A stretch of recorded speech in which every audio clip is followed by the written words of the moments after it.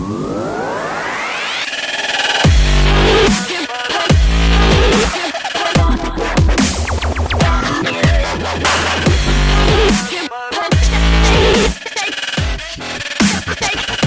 ladies and gentlemen, and welcome back to Square Eye Syndrome. I'm Ben Gilman. As always, I'm joined by Tom Hill, Hey. Troy Salmon, Sup? and Dan Rudge. Hi, yes. And today we are doing a very special friend special. Obviously, I don't feel like I have to introduce it, but I will. Friends is an American television sitcom created by David Crane and Martha Kaufman, which aired in America from September to 1994 to May 2004. The cast include Jennifer Aniston, who plays Rachel, Courtney Cox, who is Monica, Lisa Kudrow, who is Phoebe, Matt LeBlanc is Joey, Matthew Perry is Chandler, and David Schwimmer is Ross. It's about 6 friends in their 20s and 30s who live in Manhattan. And it's like, I'm sure you know what this show's about. Come on. This is like one of the most famous shows of all time. All right. How are all you guys doing? I'm doing grand. Cool. Very good. Yeah, not bad, man, not bad. I was just before we came on, because I was late because I just woke up. So I do apologize if you can hear me sipping coffee during this recording. I literally have got bed hair doing this. Yeah. Sometimes I can't get out of bed without that first piping hot pot of coffee, and I've tried other elements. Next week, I'm just doing it from my bed. I'm going to lie down and podcast from my bed. So, what do I want to say? Yeah. So, what's your guys' favorite? Dan, you got something you wanted to do for us? I thought that it's very difficult to figure out where to start if we're doing one deep dive of Friends in one episode, because it's a massive undertaking, right? Yeah. And if you start off just going, okay, season 1, episode 1, we're going to be here for hours and hours and hours. So we can't really do it that way. So I thought what we'd do is we'd start off with discussing the beginning of Friends, which is the theme tune. Yeah. So what do people remember of the theme tune to Friends? There is meant to be a guitar thing there somewhere, but It's it's the only song that band's ever made that I know. They disappeared. The song is made by the Rembrandts. Rembrandts. Yeah. No, they've never been heard of again. I don't know even if it's live. They're one-hit wonders, yeah. Yeah. The Rembrandts actually had like a solid core following that had developed and grew a little bit afterwards, and they stayed sort of not so much like chart relevant or anything, but very much gig relevant for quite a while. But as it turns out, I'll Be There For You, which is the name of the theme song, was actually not written by Danny Wilde and Phil Solom, who are the members of the Rembrandts, who are the songwriters. They admitted publicly that they had very little to do with the writing of the song. They contributed, they took some royalties for it, but the people who actually wrote the majority of the lyrics of the song, why it fits so well to the TV show, which is one of the main reasons I think people got hooked to the entire show. It was written by the producers of the show, Marta Kaufman and David Crane. Okay, that's why. Yeah. So it works so well. So yeah, and also that was the second song that was supposed to be the theme song. Okay. The original song that they were supposed to actually use for the theme credits was Shiny Happy People by REM. No, that doesn't work. Tune. I No. don't know if it's right for the Shiny happy people. Would not have worked for the show. It's the energy of the song is what makes it. Yeah, different kind of energy. That was more haunting. Yeah, but then again, you got to remember the original name for Friends was the Insomnia Cafe, wasn't it? So it probably would have worked quite well with that. Was that the original name? Yeah, Yeah. the original actual name was the That Insomniac was the Cafe. working title before they came up with Friends. Yeah. Oh snap! It was supposed to be a show about the love relationship between Monica and Joey. Hey. That was the original Yeah, that idea was the of the show, original was it would center around that relationship. I've got some stuff that I wanted to add to it. Do you want to know how much money they made? So made a in lot. official contracts, they were paid 22,500 per episode. In the second season, it ranged from 20,000 to 40,000. Before the salary negotiations for the third season, the cast decided to enter collective negotiations together. They were given 75,000 in season 3, 85,000 in season 4, 100,000 in season 5, 125,000 in season 6, 750,000 in 7 and 8, and 1 million by 9 and 10. They always got together for award nominations as a team. They always appeared on the covers together. They were literally family. There was no behind the scenes thing. And apparently, recently in an interview, they all slept together at some point. Like in the same bed. Well, no, they all had things off air, apparently. And They it all hasn't had affected. relationships. Yeah, Yeah, So, lovely. I can believe it. Yeah. Yeah. well, fair. They made a really good show. I mean, it's so good that just off of longevity, people are calling it bad. But that's like over time, something can become so hyped, people start to backlash against it. I don't understand why people do that, but you know, it doesn't go away. Even in the UK, I'm sure it's like it in the rest of the world, but here in the UK, Channel 4 used to play it ad nausea. Oh my Before gosh. Big Bang Theory. Right? Now they've got Big Bang Theory, which they play in that spot. But like them Channel 5 had it, them Netflix had it. It won't ever go away. It'll always be somewhere. Netflix Comedy is Central apparently- has it as well. Yeah. Netflix is apparently going to keep paying for it. And I don't blame them. It's one of the greatest shows of all time in terms of worldwide acknowledgement. Yeah. In terms of worldwide acknowledgement, I'll give you that. Yeah. Yeah. It is. So you have a guitar with you, Dan, don't you? I do. You guys have hands, don't you? Yeah. Yes. Okay.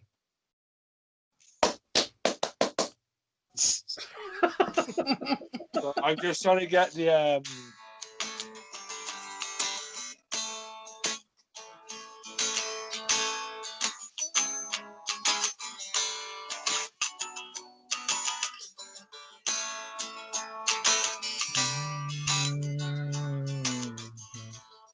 We'll do the verse. So no one told you life was gonna be this way. These are off. These are off. Come on. Well, I was on. It was only I was me. on. I was on. Are you ready? Yeah. Are you I was the only actually one. ready? Yeah, go on, do it again, do it again. God. I was the only one on, Dan. Trust me. It was me. Amateurs. You're all amateurs. Troy, I Troy, was on. just, I was the only one that got rhythm in here. What do you mean? let just Troy do it. Just you, Ben, you and me step Come on. back. Let Troy have it. It'll sound perfect. Yeah. Come on, Troy. It's all on you now. God. So no one told you life was gonna be this way. Life's a joke, you broke. Love life's DOA. Seems like you're always stuck in second gear. When it hasn't been your day, your week, your month, or even your year. I'll be there for you. Come on, guys, let's sing. When the rain starts to fall, I'll be there for you. You. Like I've been there before. I'll be there for you. Cause you're there for me too. There we go. Get a pipes going. Oh my god. I was amazing. I like that. I was amazing. I like that. Well, here's the thing. We are guaranteed to not get a copyright strike on They don't want our money. They don't want our money. They'll be like, no, that's so shit. We don't want it to be associated with. Hey, I was taking it easy on you guys. I was even singing my best. No, I sing like a dog. I go high pitch. So, thank you for that, Dan. So, Go on, Dan. let's Go on, Dan. start with. Are you trying to turn your light? It sounds like we're trying to turn our lights on and off. Right. Okay. So, let's start. Since we're going to start with the characters, I want to start with Rachel Green, Jennifer Anderson. Ooh, Okay. Jennifer Aniston. Jennifer Eureka Kaka Anderson. Last cast member. Oh yes. A fashion enthusiast and Monica Geller's best friend from childhood. Rachel first moves in with Monica in season 1 after nearly marrying Barry. Rachel and Ross are later involved in an on-again, off-again relationship throughout the series.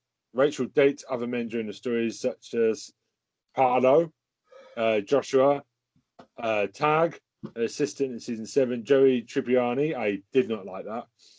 Rachel's first job is a waitress at the coffee house Central Perk. She becomes assistant buyer later at Bloomingdale's after season 3, and a buyer at Ralph Lauren in season 5. Rachel and Ross have a daughter named Emma. At the end of season 8, in the final episode of the series, Ross and Rachel confess their love for each other, and Rachel gives up a job in Paris to be with him. Okay. So, what do we think of Rachel? Because Jennifer Anderson is fantastic. We're going to say it's about everyone, Yeah.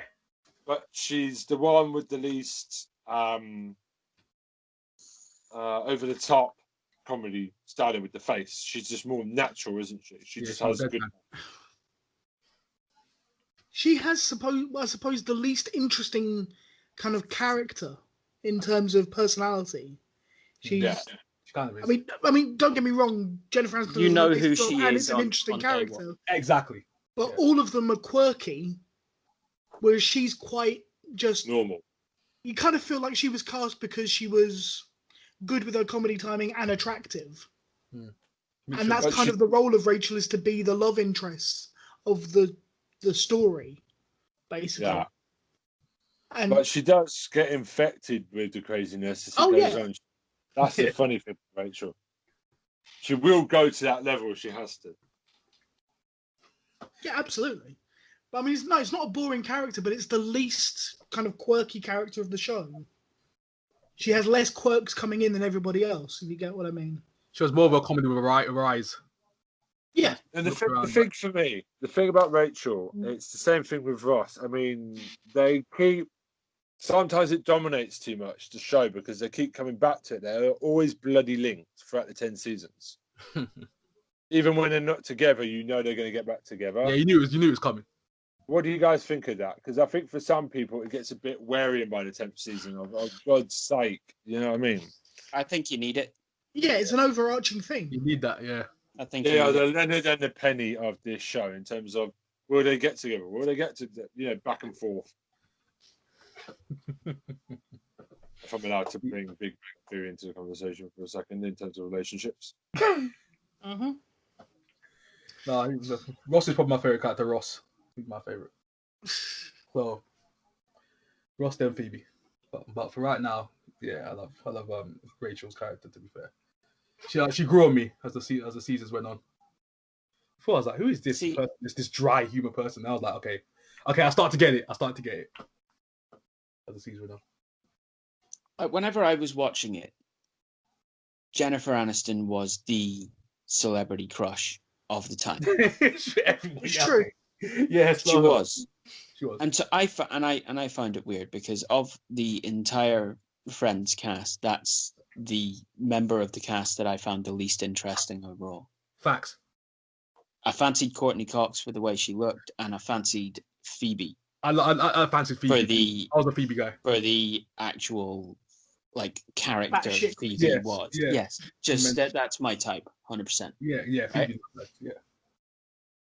Yeah. And so I was a bit confused by it. I mean, over time, all of these characters, it's really difficult to tell who's favorite, who's least favorite. They're all great. That's the thing. I don't But think initially, she was my least favorite. there isn't a bad one, which is great to say about a show like this. Like there isn't. They're all needed. They all get equal billing. You know what I mean? It's true. They'll play their role well. That's what I've always noticed. They're literally they're integral parts to the show. Yeah, they all get their moment. There's no Raj from Big Bang Theory who's just in the corner, the odd wheel out of the main six. You know what I mean? I've always enjoyed that. I mean, I know Phoebe doesn't really get any main storylines after a certain while, but she's always got a storyline in the episode. You know what I mean? Yeah, yeah. Well, where Ross and Rachel in that relationship is the solid pillar heart of the show. Phoebe, as a character, is the glue. Yes, of the she show. is. Yeah. He's the glue. She is. Everything goes down, she's there. It's like, come on, guys. If things are getting too far apart, if things are getting too split apart, something crazy Phoebe is doing or something she's decided to do on a whim is going to bring it back. Yeah. She's the character through which you can have the most Deus Ex Machina. True. Yeah, she's the one. She's the glue. She is. I always think of Phoebe as my favorite because my mum literally, she always remembers there was this joke that she did. She was in the, I think she was in a calf, and she was playing that song. Was it "Smelly Cat, Smelly Cat"? You know, for that one. That was my childhood. Ever since then, my mum was cracking. Ever since then, that's like a part of my childhood. Ever since then, I was like, "Yo, Phoebe's my character." Yo. Smelly cat. Yeah, remembers it. I think that's one of my favourite Phoebe things. You know when she sells the song? Yeah. And then they blatantly dub her over, but she didn't have her voice. I absolutely love that. I always remember that moment. That's literally just stuck in my head forever. Yeah. That actual joke. I don't know why, it just is. Anyway, we're supposed to be talking about Rachel. Oh yeah. Back to Rachel. So she comes, we meet her. She's stumbling away from her marriage to Barry, and she's back in. Ross obviously stepped up Ross and Rachel very early because Ross has just been dumped by his lesbian wife, Carol. Also, he's always held that candle. Yeah. Yeah. And you know, I mean, Rachel takes a while to get going, really, be her own person, because for a while she's just the love interest of Ross. Yeah, majority of the time. She's a rich bitch. The oblivious, struggling, used to be rich, was a spoiled girl, is now dealing with reality. It's a nice character. It was. And yet living in a flat that none of us could live in. Sorry. That's the problem with American TV, though. They've always got these bloody apartments, which I'm sure people, they never seem to go to work these How days. many people in their mid-20s can afford a Manhattan apartment? Honestly. I mean, we're not American by any means, but come on. It's the same with the Big Bang Theory. We're not American by any that's means. like- By any means. We better said that. Oh god, by any means necessary. Oh my god. How? But then we see her step on her. She gets up on her own 2 feet. She starts to become a waitress first, and that gives us a lot of Gunter. I think it's best to talk about Gunter here because he's always there, but he's always after Rachel. He's always got. He loves Rachel, and anytime there's a change in her relationships, he's there to try and ask her out. And sometimes he doesn't even have to say anything; it's just his face. There was one moment where I think he comes behind the bar. He knows she's single, and she gets up with someone, and he just turns around and goes back, and the audience just Yeah. No, the guy who plays Gunter, just his comic timing for his facial expressions and just walking in and out of shot. Bro. That's all he has to do. Yeah. Can I say a fact? I can't remember his name, but I do remember that he was a barista before being that actor in Friends, and for the first 4 seasons of Friends, he kept his barista job and was getting recognised as Gunter. Oh, he wasn't named. Yeah, I heard about that. Gunter wasn't named until the 2nd season. Yeah. Before that, he was just. Yeah, I actually remember that when Dan put it up. Oh my days. Yeah. I wonder what's happened to him now. Probably living large off of it, to be honest. He's the only actor from Friends who appeared in Joey. other than Joey Well, Tribbiani. obviously, that poor. No, we're not going to talk about Joey. So, Oh, no offense to Gunter, but if Gunter's the only character to come back, As far as I'm aware, I've only seen a few episodes of Joey. As far as I'm aware, he's the only one who made it across. he is. it's not actually. It doesn't deserve all the flack it gets. No, it's not, but it's not as good as No, Friends, but which is the problem. It's just not Friends. That's Yeah. that's where everything's coming from. But just take Take one if of them you out. decide, okay, it's not Friends, and go and watch it. It's a good show. It's not. Yeah, it's standalone. It's a good standalone show. Yeah, Yeah. it's not a bad show. It's just nowhere near as good as it's originally. It's coming from the parent, and its parent is a monster, and it's always going to disappoint no matter what. I mean, she ends up okay. So the Ross Rachel thing. I mean, Ross is obviously the one that blows it the first time. They want a break. When they break up in that storyline with her work colleague, do you think Rachel should have spent more time with Ross, or do you think Ross jumped the gun too much?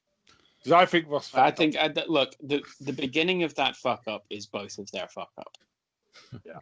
Okay. Right, and the consequences of that fuck up are always from off the back of that fuck up. So by not mentioning that what we're talking about here is someone going, oh, I'm actually kind of enjoying making you jealous, while the other one's going, I'm literally ripping my fucking hair out.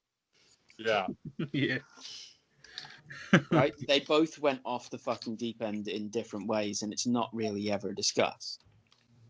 So, yeah, I'm 50-50ing it for real. Okay. Like, I'm not going on a break, not on a break. That's not where the issue is. On a break, not on a break is a way of fogging the issue. Yeah. They were both immature as hell about what they were dealing with. Yeah, they were mucking each other about for the longest. Yeah. But what I want to talk about was Ross right? This is the big question for Friends fans. Well, because Rachel did break it off with him. Now, how long should you wait before you go and have sex with someone else after you've broken up? If you're on a break, All right. Specifically, it Here's- depends on how attractive the other person is. Well, yes, but also, lessons with Dan. Okay. the difference is how long before you go into another relationship should be a while, but rebound sex, that's pretty quick. That can be allowed. That would be my argument, because he's not trying to get into a relationship with the girl at the printer place, is he? No, but she's They've just broken hot and up. flirting. But Yeah, they've but it's a broken up. rebound. But they've broken up. So, in my eyes, he should be allowed to go do that. Yeah, I agree. I'm with Ross. We're broken up, yeah. We're on a break. They were. They were. Yeah, and the reason you were on a break is partially because you were an immature dickhead and couldn't help but be fucking suspicious of everything. Choose not to give trust. Yeah, but then again, Rachel's a 10 and he's about a 6, so, you know.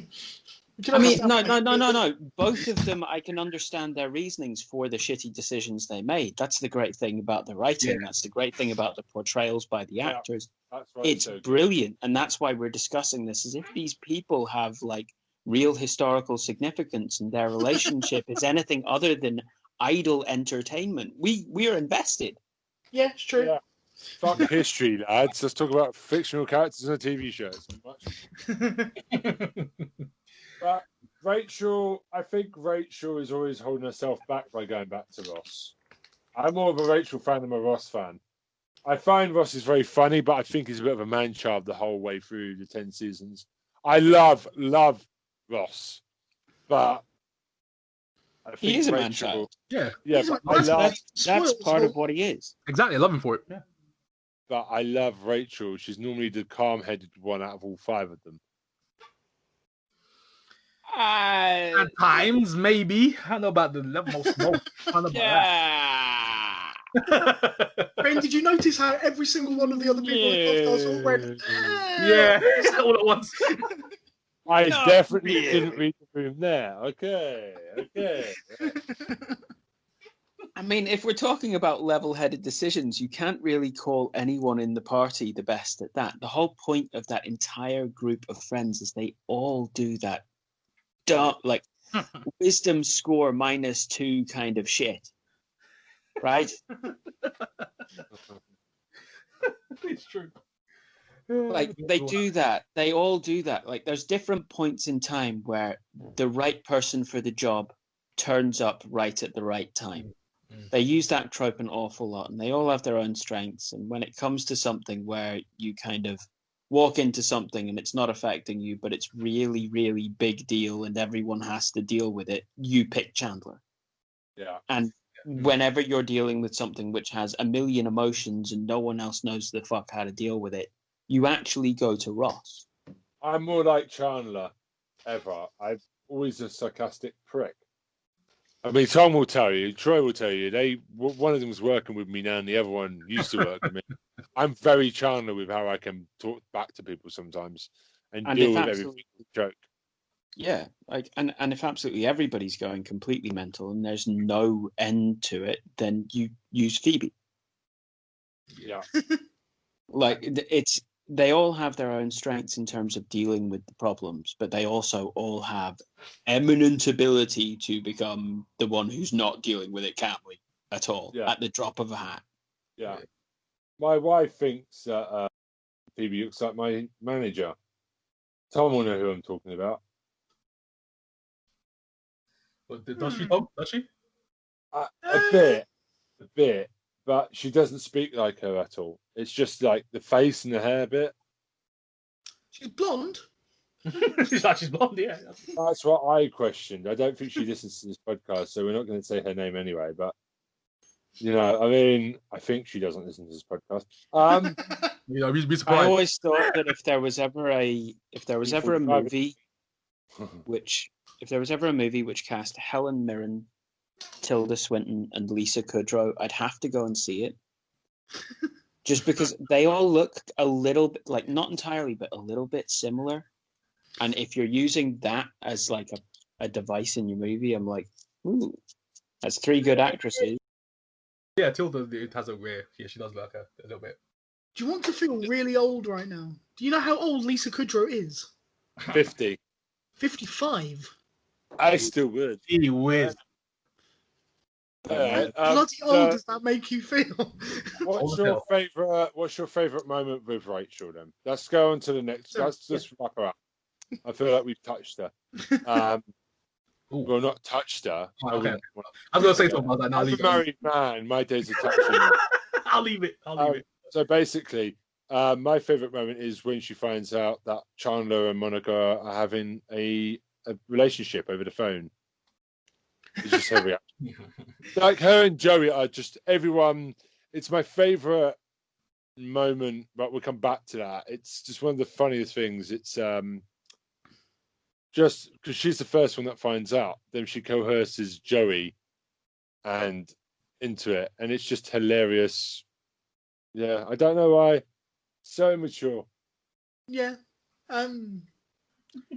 My favorite moment is like it's actually the reaction from Ross that makes it my favorite moment. It's when I think it's probably season 2. You know when they get that book about women being empowered. Yeah. And she says to him, "How do you expect me to grow if you won't let me blow?" And he's like, "I don't mind it." He's trying to find, and it's just one of my favorite moments.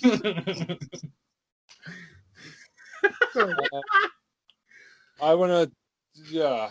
How about you guys? Okay, I've got one. Okay. She's dating Joshua. Yeah. And his parents walk in while she's in a skimpy negligee that she passes off as a dress. Yeah. Yeah. The entire scene. Yeah. The entire fucking scene is gold. Yeah, I'll give you that. Yeah. Oh, yeah. Troy? Right. I'll say my favorite part is probably when they're gonna baby proof the house. And when they have the baby's coming, I think he goes, what was it? He had to goes, I'll be bare for you or something like that. Yeah. And then Rachel goes, married. And then because he goes, yeah, let's get married. So then she's like, yeah, because that should upset everything. I started dying laughing. That's what Mom said, because he's always wants to get married. Every 5 minutes, like, yeah, can get married. There's So one like, season nearly. that's my favorite bit. Okay. So let's talk about her on and off boyfriend, David Schwimmer, as Ross Geller. He's Monica's older brother, a pathologist. I can't say that. Well, likes dinosaurs. He works at the Paleontologist. that thing at the Museum of Natural History. He's also a professor of that thing at New York University. Paleontology. Paleontology. Jesus. Yeah, thank Come you. on. Thank you. Jesus Well, is not not Jesus, part of that. dinosaurs. But dinosaurs, yeah. Dinosaurs. Ross is Dinosaur involved. Jesus. Oh god, So let's get back on track with Dragon. Right. So Okay, can I take the lead?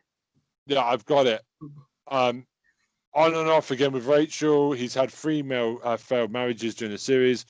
Carol, a lesbian, who's also the mother of his son Ben. Emily, who's an English woman who divorces him after he accidentally says Rachel's name instead of hers during the wedding vows. That's a great moment. And Rachel, who gets married to while drunk in Las Vegas.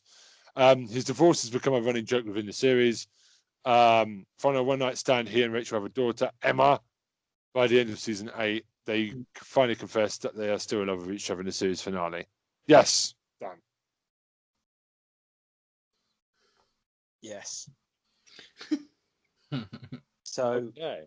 David Schwimmer, Yeah. the role of Ross was written for him. He was the first one cast. Okay. They wanted him. They built a character around him, I think, after meeting him and liking the way he did things and liking his acting and just his personality in general and becoming friends with him. Mm. So Marta Kaufman and David Crane included him from the very off, from the first ideas, and wrote Ross around him. Love it, man. Ross is that guy, bro. He's I don't know whether that's a compliment or not. Well, no, the thing is, the best bits of Ross are going to be very large here, so we're going to have to scoop these up in a short amount of time. Hopefully, we can do justice to him. This is the first time I wanted to talk about. We've already covered a lot of the ground with Rachel, with Ross and Rachel. So I wanted to talk more about his parents and his best moments, because my God, the leather trousers, the talcum powder. That is one of the all-time great episodes. It's turned into a paste. The bird. Him saying Emily's name, Rachel's name at Emily's wedding is a great moment. His reaction, as Dan said to Monica and Chandler, where he gets pissed off at first, "That's my sister," and then he just gives him a cuddle. I'm just happy for you. Like, that's What? I don't even know which bit it is, but there's just this one reaction that he has where he's just he fiddles with a knife and then just pretends to stab himself with it.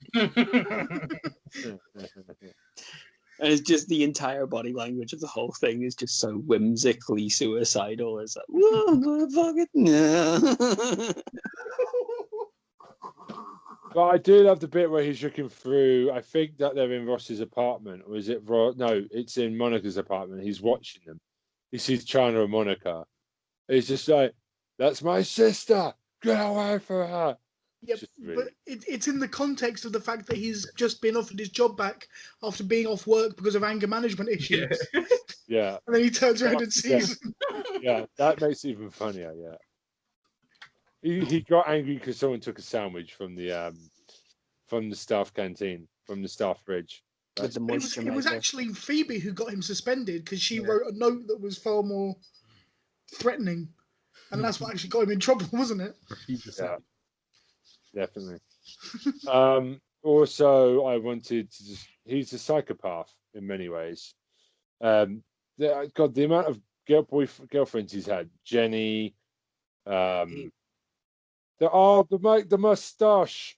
You know that big. You know when they go back and watch that video, it's one of the funniest things of all time. It's just Ross with a massive afro and a moustache and like the little keyboard.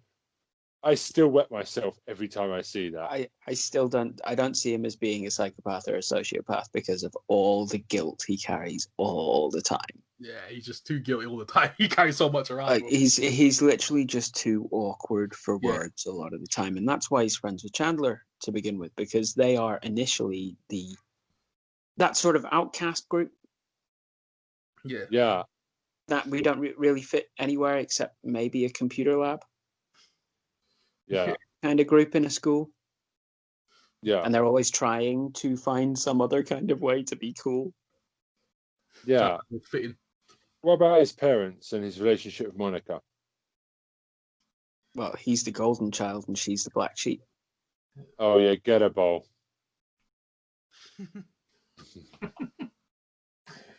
Oh my gosh, Ross.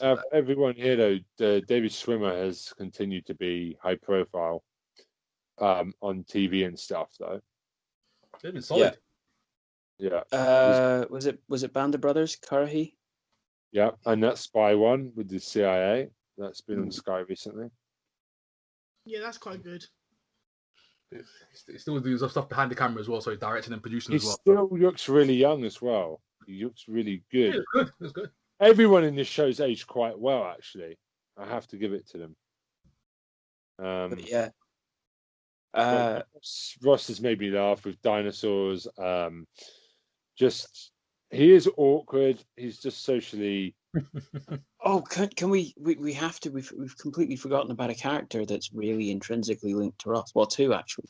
Yeah, sure. I Go haven't for it. mentioned No, properly. go for it. Ben. Yeah. The son, who's adorable and gets more funny as the seasons go on. Who is played by Cole Sprouse, who went on to have a good run on, I think it was Sweet Life of Zack and Cody. Oh, really? Plays one of them. Yeah. Right, with his twin brother. Oh, wow. And also Marcel. The monkey! I didn't like Marcel. I thought Marcel was an annoying thing. I didn't like Marcel. Well, you'd be in the same vein as Jennifer Aniston on that one.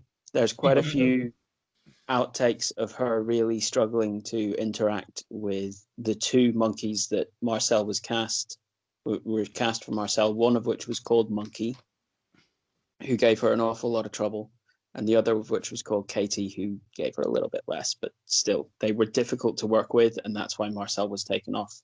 They weren't paid enough. It was too time consuming to shoot scenes with them. I just thought that's why they were written off. I never found the monkey funny. I didn't find it. Marcel is just something. It was a bit of a wet fart for me. I wanted a monkey. I want to talk about Caroline and the woman she ends up with because they come back. It's quite a sweet relationship. Great. Oh my gosh, yes. Do you remember the bit where Ross and Richard just broken up and he has to go to Carol to go and get the car? And it's that relationship of, they're always still friends afterwards.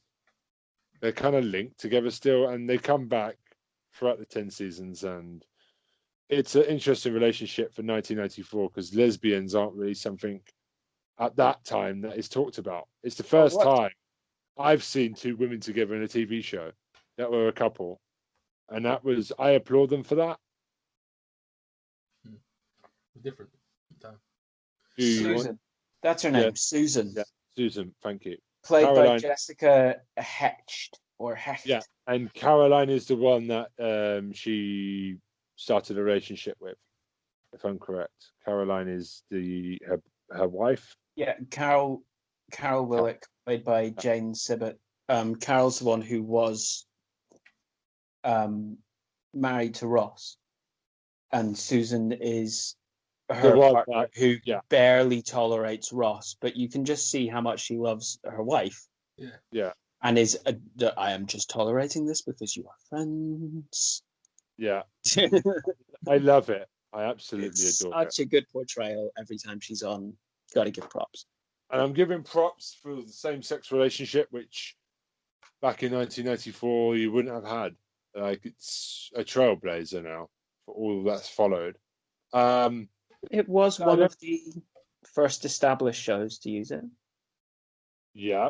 Then there's the parents. Or do you want to wait until we get to Monica to talk about the parents? Because we've got to keep this moving. Well, they have more of a complex relationship with Monica than they do with Ross. Let's move Monica. So I want Ross, to go. Ross is the golden child.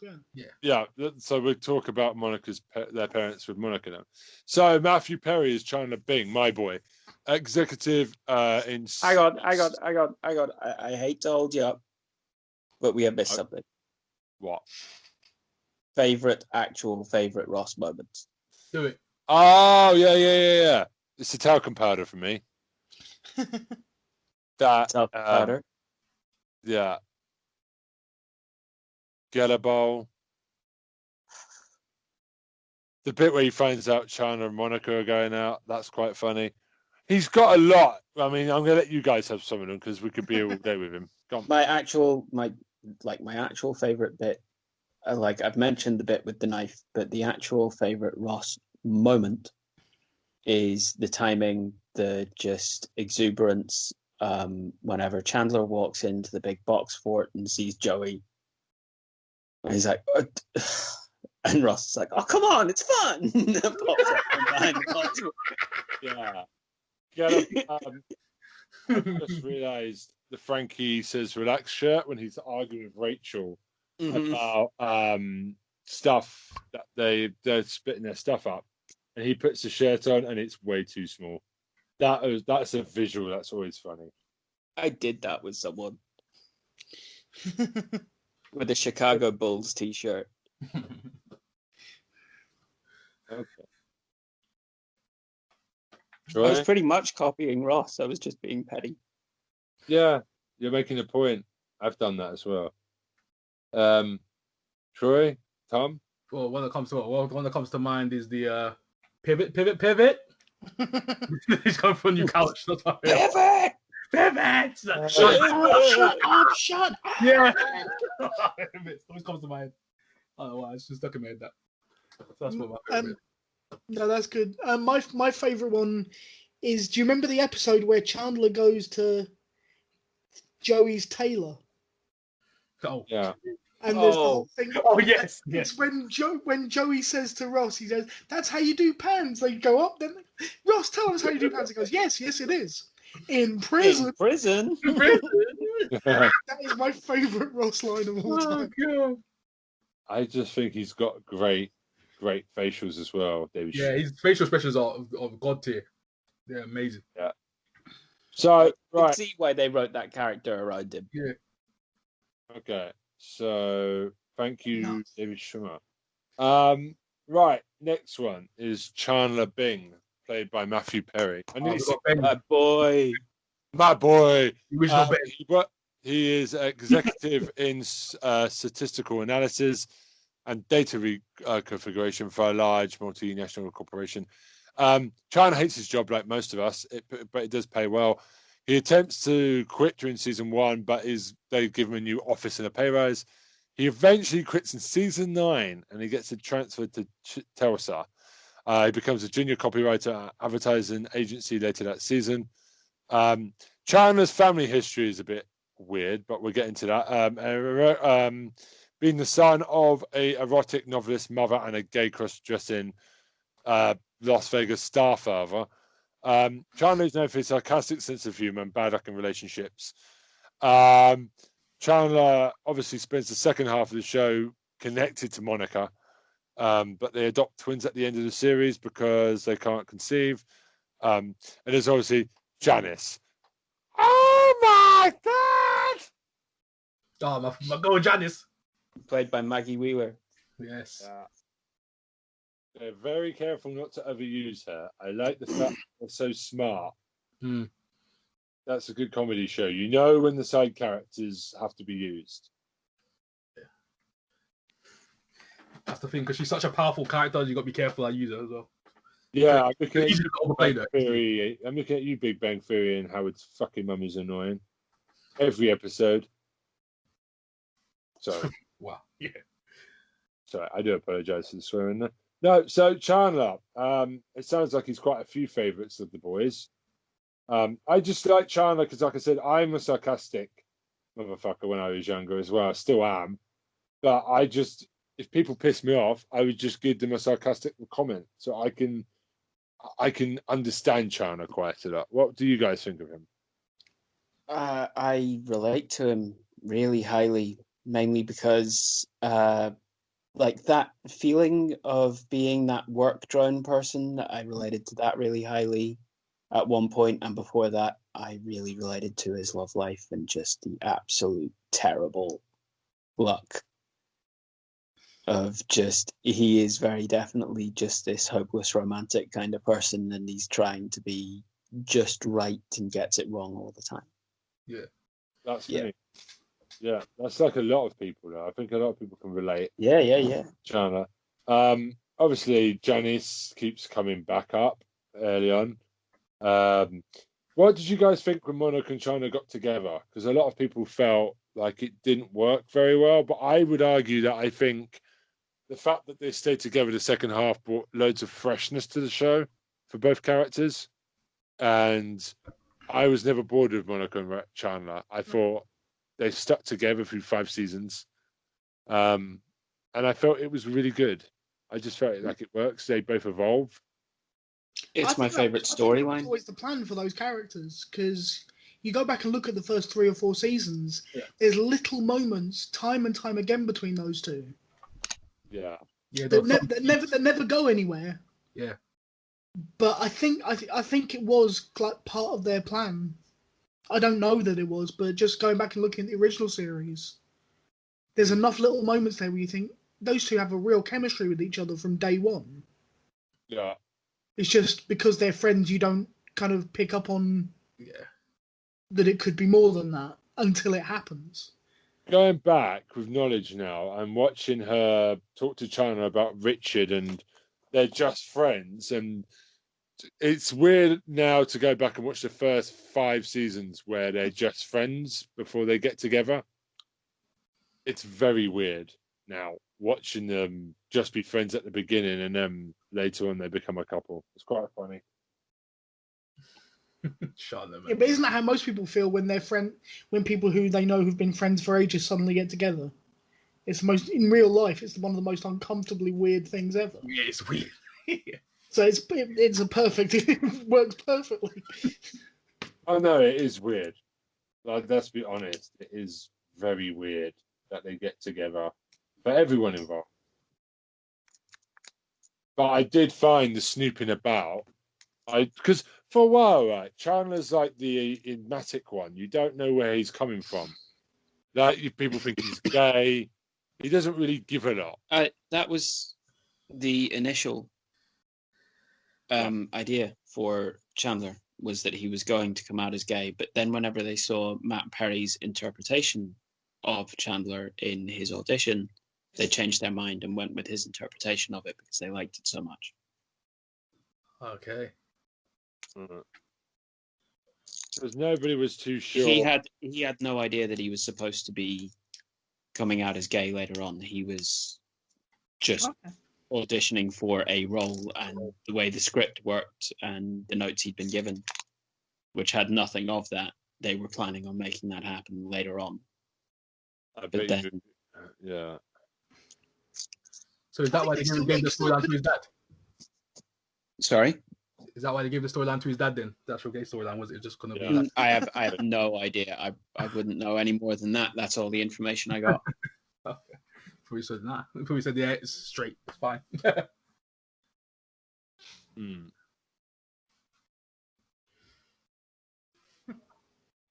he gave us those hints in the first couple of scenes. I was like, what is Chandler? I was like, this is weird.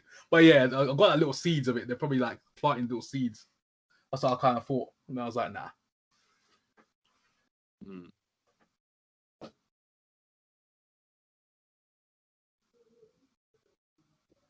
Yeah,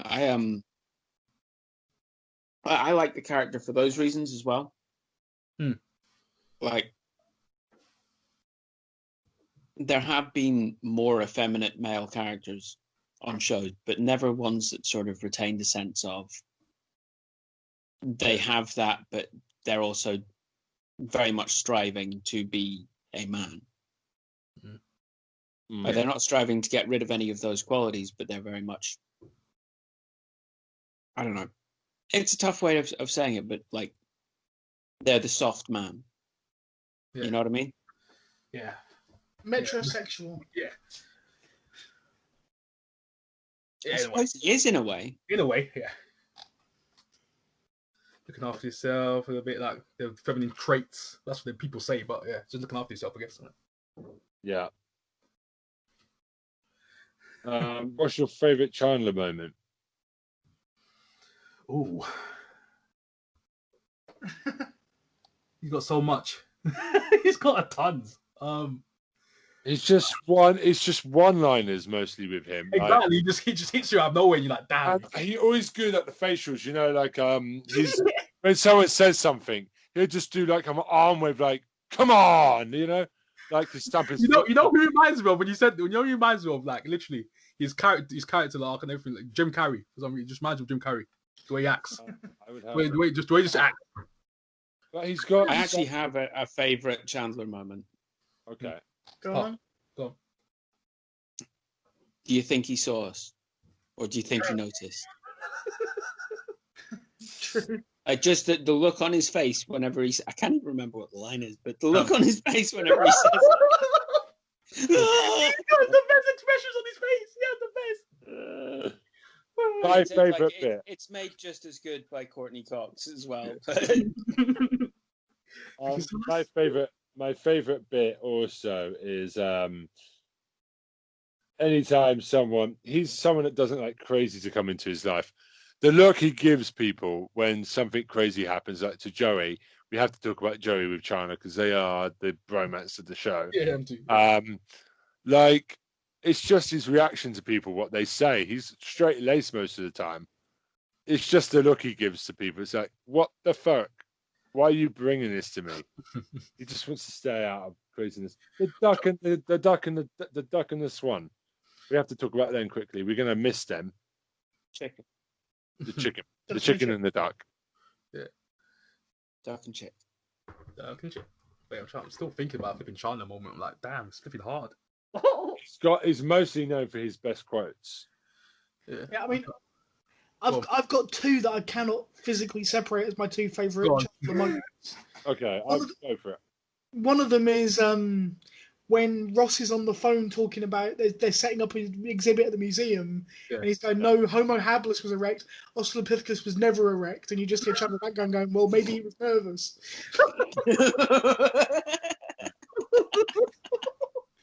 That's a good one.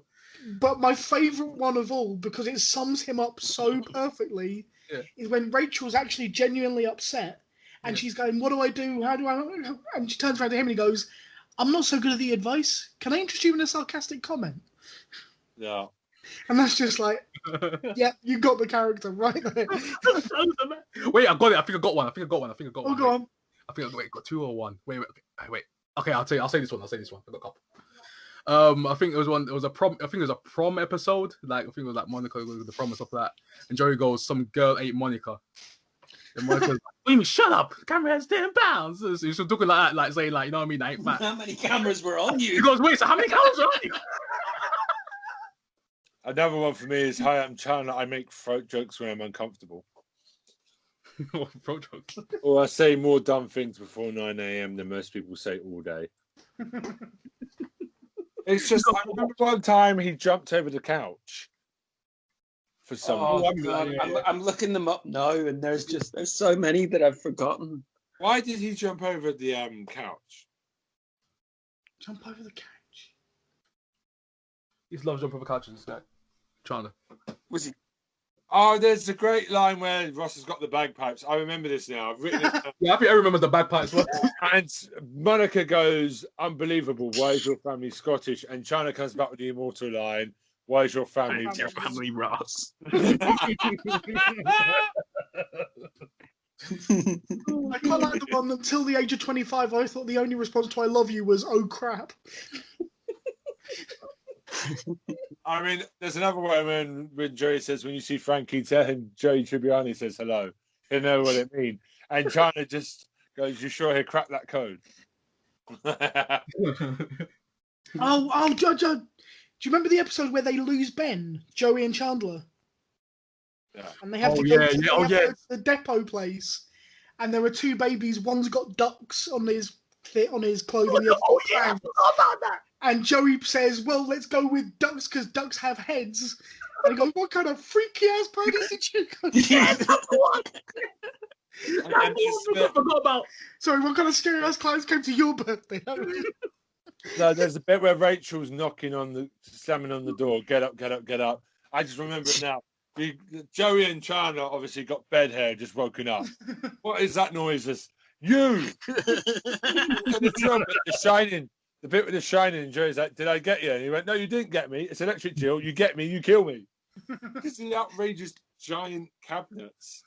Oh my God, we could be here all day talking about Chandler. Yeah. Chandler's the one-liners king, man. Oh man. Until the age of 25, I thought the only response to "I love you" was "oh crap." Yeah. Although I used to quote one line from Chandler regularly at people, including Dan at university. I did that as well. A couple of quotes. I did that.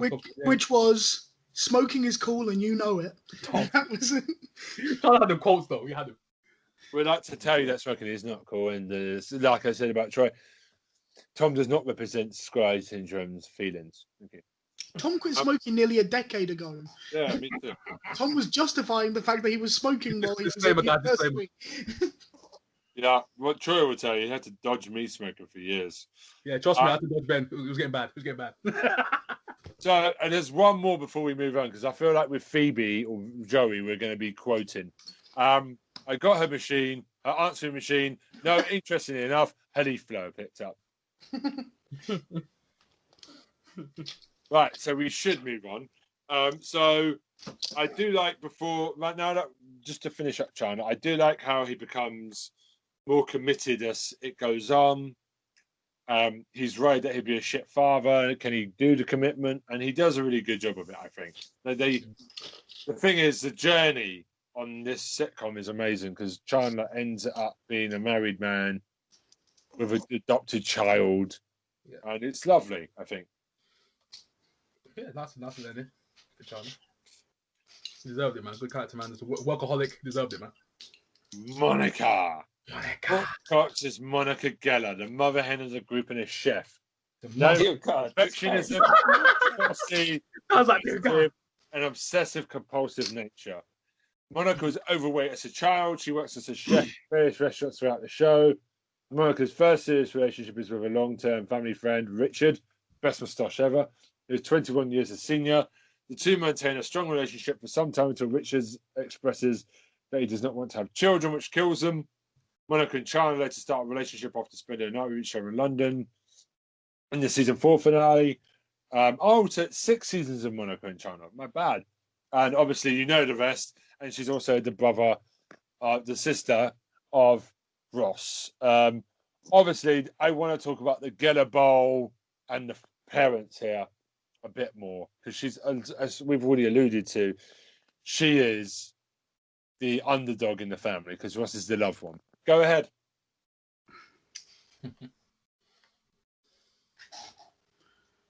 I think we're all reeling from that, to be honest. I know. Sat down. Did you pause for breath? No, I just get it out so you guys can start talking. That's a feat. Someone record that. That might be a Guinness World Record. I wrote longest time spent talking about Friends without breathing. Yeah. Dan, you do get that we record the whole of this podcast, right? Yeah, it's recorded. That's what I'm saying, record. I mean, someone time it then. Because I know you guys are so interested to talk about it. I just want to do my bit and then let you guys talk. So obviously, our parents, they are magnificent. I don't know their names, the actors' names, but they are very recognisable to me from other things. They're just brilliant. Especially the father. Elliot Gould is like world famous actor. Yeah, he was quite a coup to get him to play the dad, I think.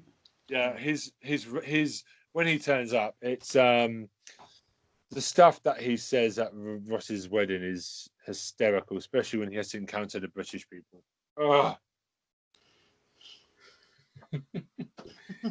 When he plays him, Jack Geller's just a great actor, though. When he plays the dad, great actor. Would have been speaking German if it wasn't for us. This is true. Sorry, America. You didn't win World War II. We won World War II. You were fighting the Japanese. No, I think that was the American speaking to the Brit. Well, I just want to clear that up. I don't hear any Americans saying we won World War II. We had it in the bag, boys. All right. So, just as an aside, that has nothing, wow. Ben, yeah, just as an aside that has nothing to do with Friends. Yeah. If you ever go to Washington, go to the Museum of American History and go to the World War II section, where it declares proudly on a plaque, Second World War, 1941 to 1945. the arrogance. Anyway, that's not getting to smacking about Americans. They're our biggest audience, so we have to be nice. Yeah, I And I'm sure most Americans are not arseholes. So, calling them your biggest audience is hardly being nice to them. well, exactly. I'm not painting Americans. I've got fans to protect. I've got to be careful what I say. No. But my country's shitter than your country as well, so it doesn't matter. England's not. No, we're arseholes for invading everywhere. So I'm not going to get into that. Let's get back to Friends. We'll keep talk about oil till later. Yeah. Right. So, Monica.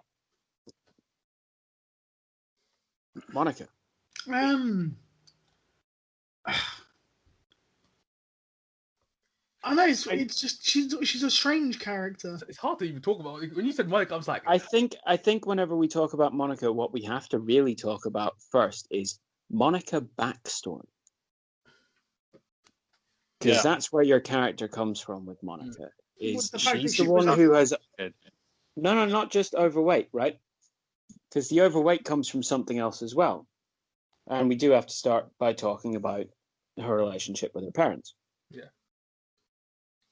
Because Ross is this, oh, he was a miracle baby. And then, oh, he's a prodigy. And Monica comes along and it's like, what attention's left? And that's where her character begins, is this sort of fight to be noticed and be worthy. And it like starts this both, she's very, very self-depreciating and has to fight hard against that all the time. Yeah. And that comes along with the overeating, and whenever she gets out of control, as she did the first time round, she gets really, really overweight. Then we have this other level of the other part of her character forms at the same time, where she becomes this overworker. She works consistently and constantly and becomes addicted to it, and it's something which defines her, and she almost loses herself in. And even whenever she's gotten over the overeating and stuff like that, and she's lost weight, that's still something she's dealing with at the beginning of the show. She also has probably the wildest love life of the lot of them. If you think about it, before she gets with Chandler, she has Richard, some really just completely mental suitors. Jon Favreau. Yeah. So yeah, she's in all honesty, Courtney Cox was the crush for me from the show. But also the character, I'm no skinny malink now, but I was a lot bigger than I am. And that spoke to me, and I'd resonated with that, and I was happy that they had someone who had at least dealt with that, if didn't look like it now, on the show. Someone to relate to. And I thought the character was awesome. I think the way that she loses her temper, and the way that she's the smallest one of them, but basically dominates the entire crew. Yeah, she does. She's the mother. Yeah, she is. She's the mum. She's the boss. She's the scary one. And yeah, props to Courtney Cox. Props to the writers. It's tough to call it, but it's her or Chandler for my favorite character. Okay, you're her Chandler. Okay. I like how weird she is about. She's a control freak with cleanliness and stuff. That's spit off. It's like when they come through the so whenever someone comes through the door, she's in the kitchen. Everyone tries to run past her, which is not looking. Exactly. Where are you going? Yeah, that's it. I just love. I don't know. It's just she's very different from all the other children, and like her relationship with Ross is interesting as well. There's always that love, but the competitiveness is there. I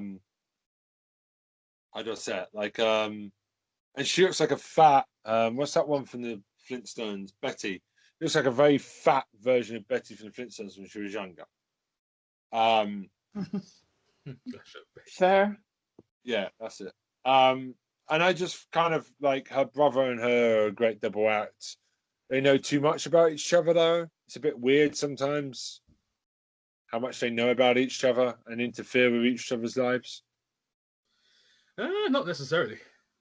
But the Getter Bowl thing is quite funny. They've obviously had a very weird childhood, though. Yeah, childhood. I mean, in ways it's kind of quite wholesome, but in other ways it seems like overly competitive, biased towards Ross. Yeah. All the time. Like, and they do play off on that, and the way they play off on that is funny, but at the same time, it's funny in a way where you are meant to get angry at those parents a bit. Yeah. So, best Monica moment, because I'm struggling here. It might be when we find out she's in bed with Chandler. Has he gone yet? Right, I'm struggling here for Monica. Yeah, I can't find Monica. I literally can't. No, I think the George Stephanopoulos scene is probably Monica's best moment for me. I mean, it is a group effort with her and Phoebe and Rachel, but I think she really drives that scene quite well, whereas the others are a bit more reactive. And I thought that was really good. What do we think about her relationship with Richard then? Let's just go to Richard before we move on to the next one. What do you think about Richard?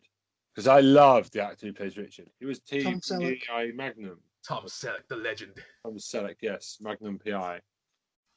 Well, Tom Selleck. Let's talk about the character he plays first. Richard is.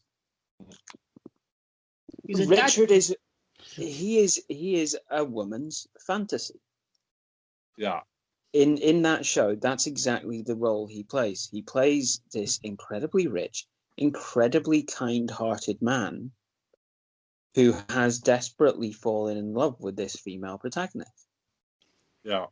But that's what he's portraying. Like, he has flaws, and those flaws don't match up, and that's the tragic love story of it, and that's why it resonates so deeply. He's other than the one flaw which doesn't match up with the actual plans that have to happen for that female protagonist, which is having children. Yeah. Everything else would be perfect. Like that's the absolute tragedy of it, and people resonate with that because we've all had that feeling as well. It's a big point, isn't it? Yeah, in a relationship is massive. Okay. I'm kind of racking my brains. The only quote that I can think of from Monica that kind of resonated and stuck with me was, "Remember, if I'm harsh with you, it's only because you're doing it wrong." Wow. That's the only one that stuck with me. Well, I remember just her berating people, like stuff that's doing people things wrong in it. That's it. Her at her best isn't her really talking well. Her at her best is her being frantic. Yeah, exactly, reacting. Yeah. That's it. That's what I remember of most for, anyways. It's going off. I love it. And not that I'm saying she doesn't talk well, but I'm saying like the reason why she is funny is that frantic nature of overall. Yeah. Oh, on that note, actually, the writers of Friends, they made it a point in their writing to try and split the focus and the attention and the good bits evenly amongst the cast. Like, they had their main storylines. Yeah. But in terms of bits, they tried to spread it completely evenly amongst the cast and actually had a kind of pie chart where they were trying to make sure that it was all even slices of the pie that the cast were getting in terms of really good writing. Oh, nice. So it might not always be quotes. It might not always be like something you would straight up remember, but they all got an even slice of time and attention to shine. That's awesome. That's how it should be. I like that. Yeah. Mm-hmm. I like that. That's cool. I like that. So we're done with Monica. Okay, so I'm gonna go over to Joey. How you doing? Come on, boy. How you doing, huh? How you doing? I'm the fucking nothing, you motherfucker. So, Hey, my life has never been the same since the Joey special was invented. okay. So, by the way, I just wanted to let you guys know something. We're talking of Washington. 35% of our American viewers come from Washington. Hello, Mr. Trump. We hope you're loving this podcast. No, God. Right, so, at least he has time to listen to it at the minute. Well, I don't wish it on anyone. I'm just going to move on. Matt LeBlanc as Joey Tribbiani. He's a struggling actor and food lover who becomes famous for his role on soap opera Days of Our Lives as Dr. Drake Monore. Joey has many short-term. Thank you. Joey has many short-term girlfriends. Despite his womanizing, Joey is innocent, caring, and well-intentioned. Joey often uses the catchphrase, "Come with me, guys. How you doing?" In his attempts to win over most of the women he meets, Joey rooms with his best friend Chandler for years, and then later with Rachel. I've always found that a bit weird. He falls in love with Rachel in season 8, but Rachel tells him that she does not share his feelings. They eventually briefly date in season 10, but they realize it will not work due to their friendship and Rachel's complicated relationship with Ross. They return to being friends. So, I love Joey. Everybody loves Joey. Everyone loves Joey. Everyone. Joey is a man boy. I love him. He's so innocent. Where do you want to start with this guy? Where do we unload on him? I remember the first episode is where he has all the sisters and Chandler cheats on. I don't know. I can't remember what happens. I think he goes out with one of them and he ends up kissing with another. That's quite a funny episode. Because he can't tell them apart and they both go for him. Yeah. What's your favorite commercial or play moment? Because there's a lot. We come back to Joey's acting a lot. Tough. It's got to be the musical of Freud, surely. Yeah. Well, Joey's acting includes my favorite, well, one of my very few favorite guest appearances, which is Susan Sarandon. Yes. So that's got to be right up there for me, is those episodes where she was there and like helping him get what soap opera acting was. Smell the fart acting. Yeah. Yes.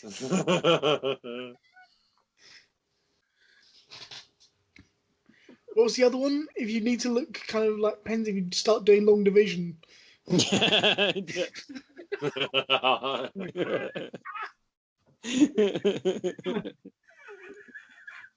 all. That's just brilliant. And also that bit that like, so I've got to get on this spaceship and I've got to go to Alpha Centauri. I'm beginning to remember now. Didn't he have a fan that couldn't tell the difference between him and Dr. Drake Monroe? Played by Brooke Shields. Yes. Yeah, that's a good episode. Played by the absolute pin-up of the time. Yeah, Brooke Shields. Playing stupid and prove she's not a stupid woman. Still fire. Still fire. Still fire. I want to talk about Chandler and Joey though, because I miss it when he moves out. That first 4 seasons with Joey and Chandler. Mm-hmm. Absolutely adore that bromance. There's just many good moments. The foosball table. The robbery. Yes. The armchairs where they watch Baywatch together. It's the TV shelf, which is too big. I love the bit where when Joey finds out about Chandler and Monica, he feels so guilty about keeping it from Ross. There's just a million things I can say about Joey. I love Joey. He's my... If I'm like Chandler most of the time, I want to be like Joey. in how he responds to people. You know what I mean? What's your favorite Joey commercial or the funniest thing you've seen him in, acting wise?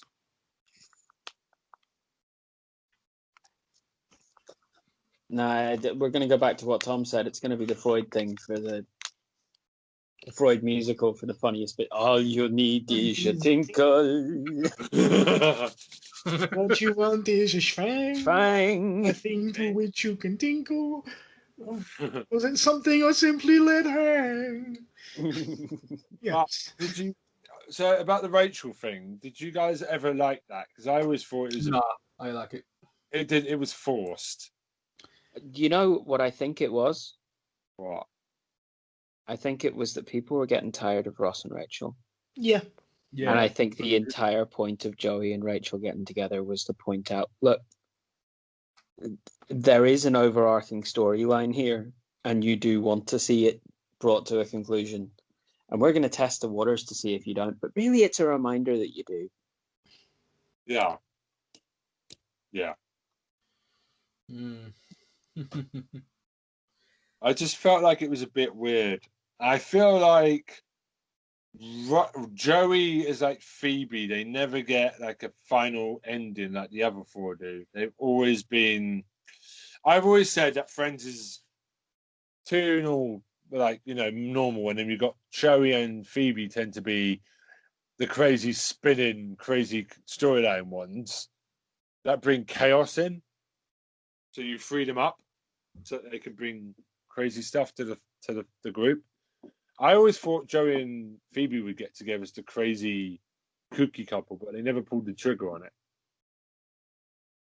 it. Well, you needed Joey to have someone who was just there for him as a woman who would never have that complication, because part of Joey's character is that with women, that's a complication. They find him attractive. Like, it's almost like within the confines of the mystery of the storyline and where everybody is beautiful, it's almost a mystery why they find him attractive. But they do. Like, straight from the off.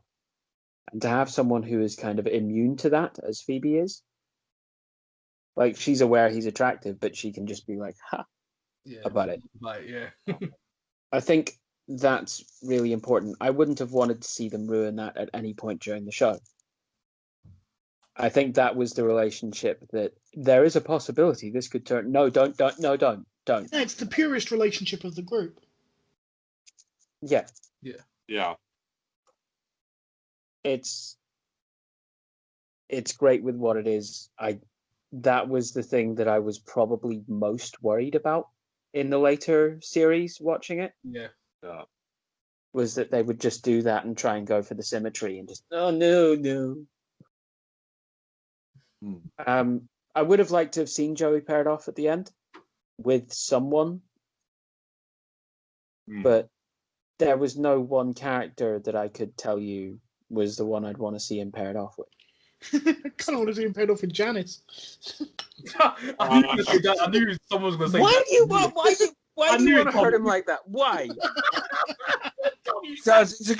Joey's a good boy. He doesn't deserve that. Tommy monster. Let's all be glad that you weren't scripting the finale of Friends, eh? Jesus. No, I'm not saying I would have done it. I'm just saying you had to have someone. Yeah, it would be quite amusing if that was where it went. I thought about Janice before as well, and I was like, I don't know. Nah. So that leaves. No. What is your favourite Joey? Yeah, what's your favourite Joey moment? Yeah. Can I be wearing any more clothes? Nah. Maybe if I wasn't going commando. Yeah. Him just busting in with all China's clothes on. Just gonna leave it there. No. I got one. It's a moo point, like a guy's opinion.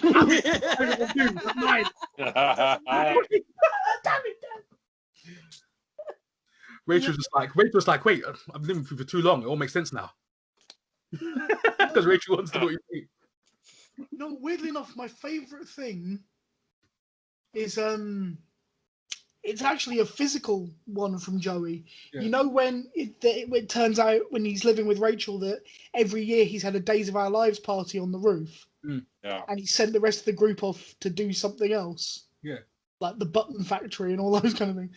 And so Rachel then tries to pretend that she's ill, but she's wearing like a cocktail dress underneath her robe. Oh yeah.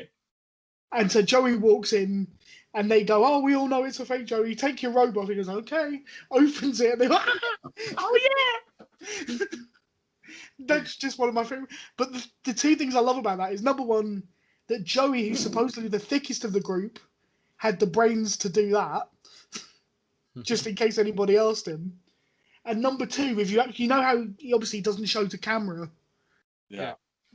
he's wearing a pair of boxer shorts with Ross's face on it. Is actually what he's got on underneath. Because it's in the outtakes.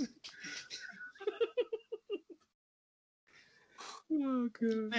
Yeah.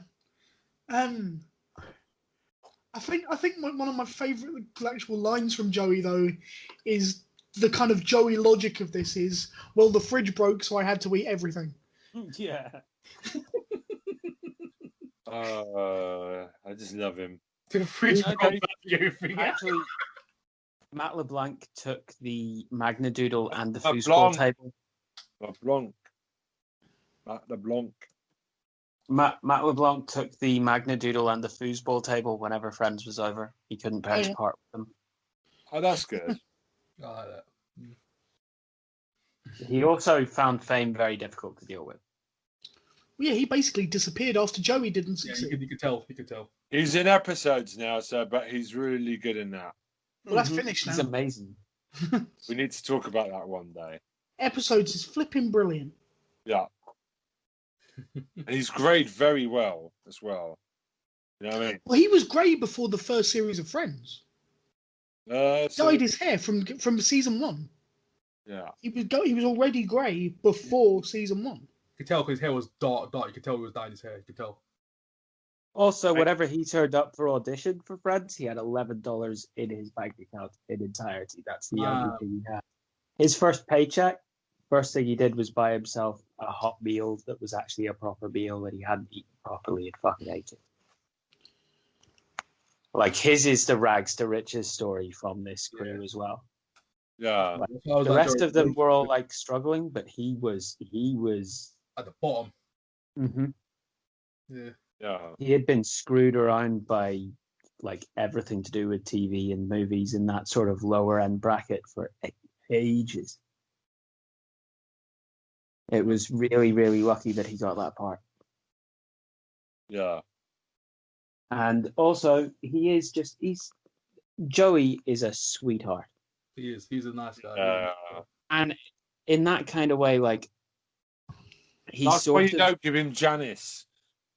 He's the most, he's the one who hasn't the character that has aged the best. If you know what I mean. Yeah, I know what you mean. Yeah. Yeah. Like, whenever you go back and watch it, he is the one that's aged the best. I think you can see, and this is the thing about mid-90s shows, they've done quite well in terms of what they're wearing. The first couple of seasons, it looks still a bit early 90s, but by season 3, they're basically what we're wearing now still, pretty much. The fashion kind of gets stuck in. And you can see mobile phones begin to turn up. It's an interesting thing because Friends comes just as mobile phone or cell phones, as Americans call them, turn up. So it's like when you watch Buffy, all of a sudden they've got phones and they can just ring each other to change the plot instead of ringing someone's house. You know what I mean? It's very interesting to see. But the fashion has held up quite well with Friends. Hang on. Wait. It's time for Ben's Red Carpet Corner. What is it? What? I feel like I've been put on the spot here. It's time for the fashion, yo. Go on, Ben.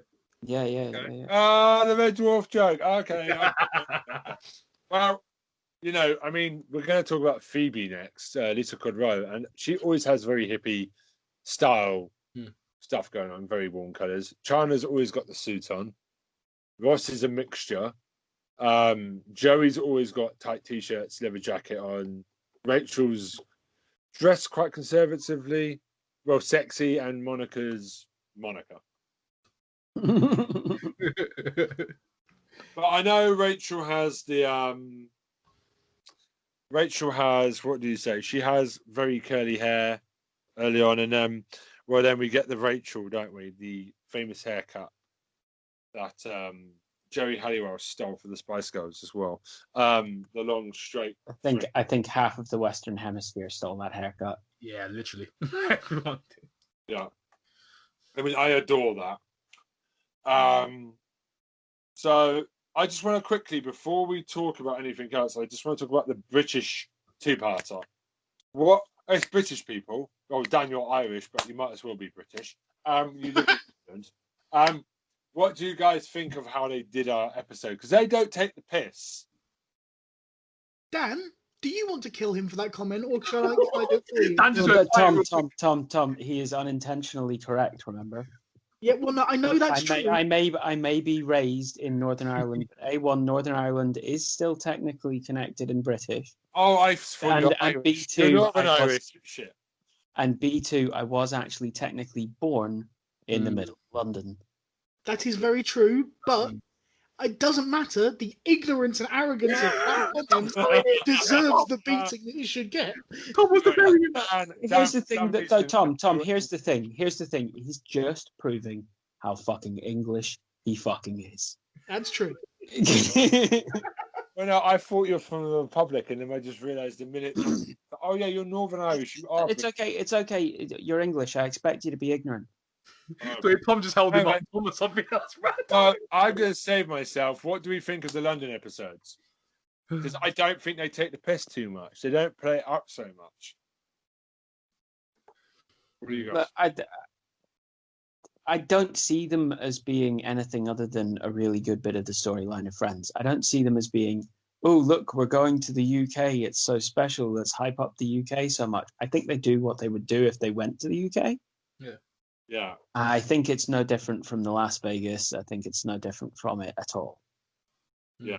Like, it's just they had the money to do that. They went and they did it. And it's the kind of thing that affluent, as they're becoming at that point, like, it's the kind of thing that you would sort of save up and go and do. And it's a good trope, and they use it well. Like them being tourists around the city, standing in the map. They're not taking the piss out of London at any point, really, are they? Yeah. I just like Joanna Lumley is amazing in this. When is Joanna Lumley in it? She's one of the parents. No, that's Jennifer Saunders. Oh, well, ignore me. I apparently. I was about to say, I was like, Joanna Lumley. I was like, huh? Yeah. Jennifer Saunders is brilliant. Well, now I'm fucking embarrassed now. I do apologise, but from the point of accuracy.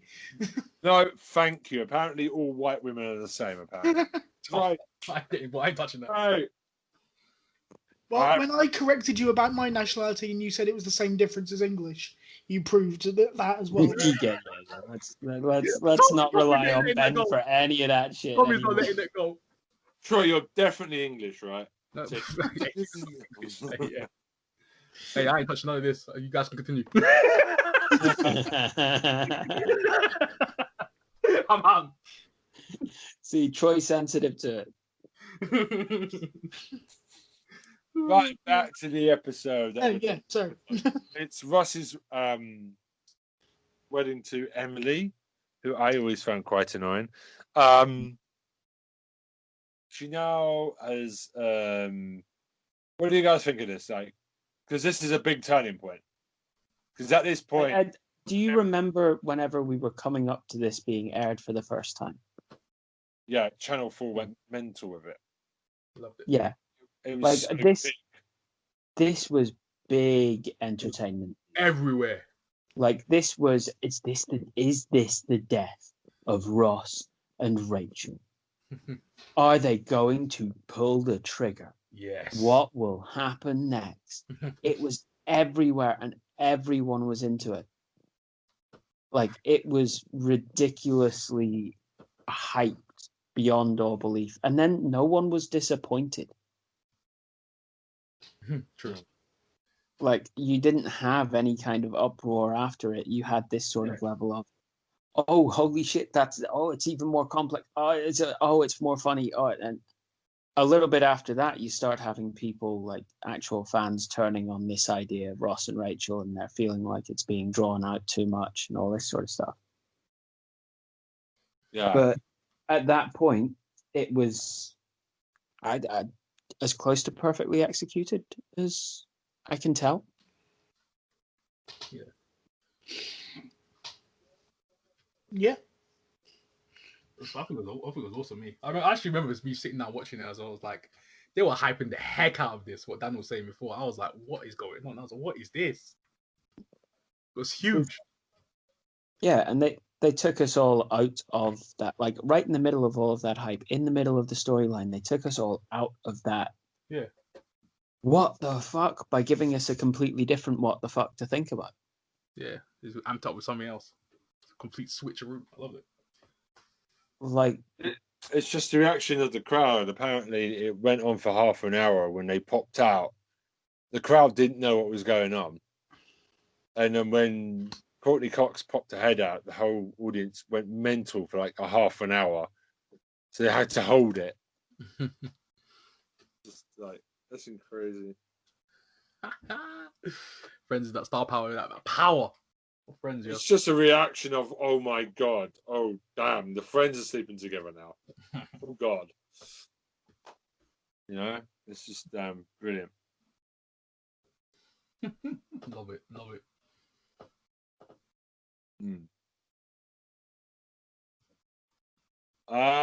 So is that it? Favorite moments of Phoebe? You do it.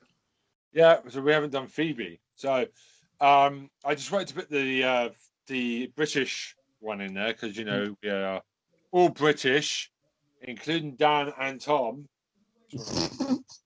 Oh my god! there are not other countries. There is No. nothing. No, I have spoken. I'm catching myself now. Lisa Kudrow. No, Ben, continue. You're endearing yourself to our American audience. Yeah, hello.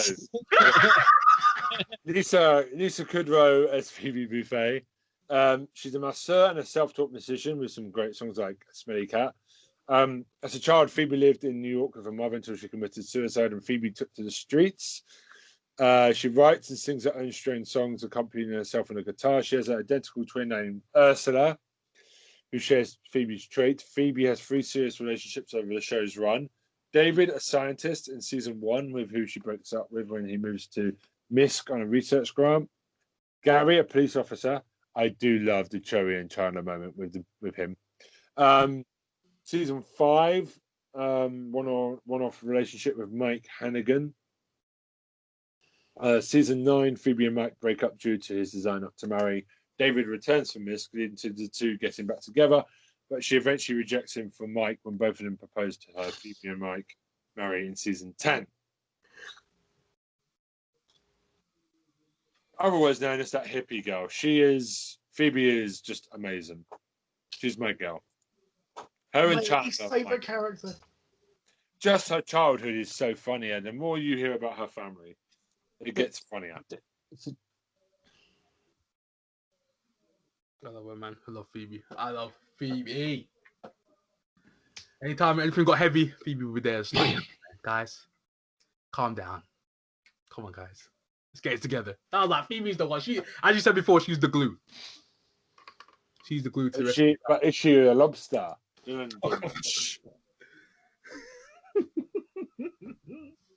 She can play. As Dan would know, like as a guitarist himself, play. No.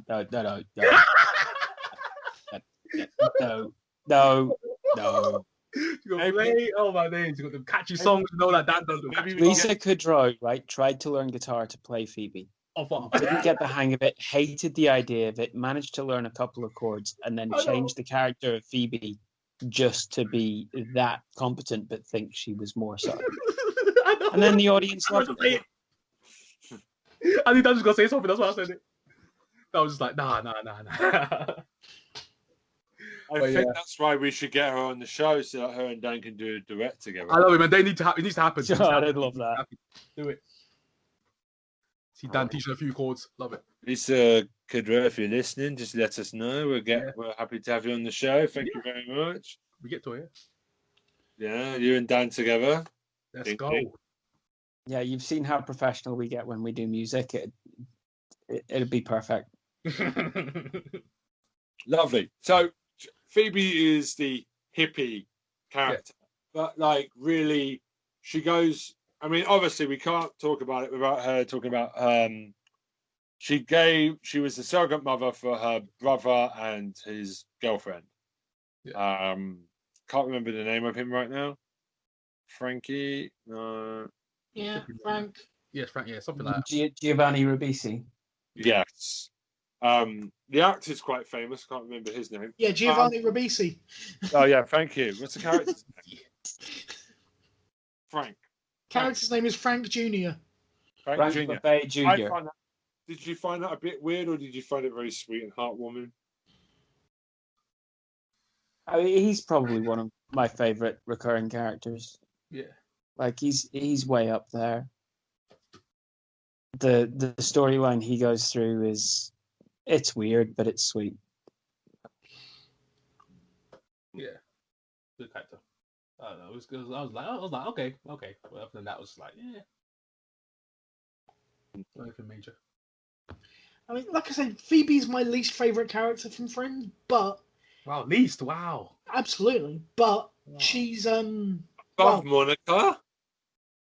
Well, no, No, Monica. Don't diss Monica. my two least favorite characters are Phoebe and Ross. I'm loving it. They're the two characters I like the least. That's not Yeah. to say I don't like them. Hmm. And Lisa Kudrow is a brilliant actress. She's amazing. She's amazing. And there's just moments. I mean, one of the most poignant moments in the whole show for me is when her dad shows up, and he doesn't know that it's his daughter he's talking to, and that whole scene is just so well done. And Lisa Kudrow plays that so beautifully. And then there's the other side where she changes her name to Princess Banana Consuela Banana Hammock or whatever the fucking hell it was. Princess Consuela Banana Hammock. I mean, I don't know. I like Phoebe. It's a nice character, but sometimes some of the stuff she does is just so off the wall that I went, well, I don't see the point in that. It's gone too far, and that was my issue with it. It's not that she's not a great character. It's just sometimes the things she does, I go, why would this group of people be friends with this woman?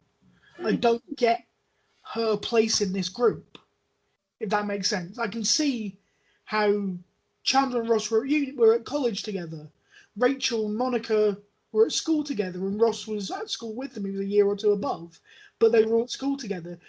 Joey is probably just sharing an apartment with Chandler. Chandler needs somebody, and Joey is cool, and Chandler wants to be cool. So I can see how Joey comes into the group, but she's a real outlier. I mean, Joey and Phoebe are outliers, but Phoebe's character, I've never fully comprehended how she became part of that group of people.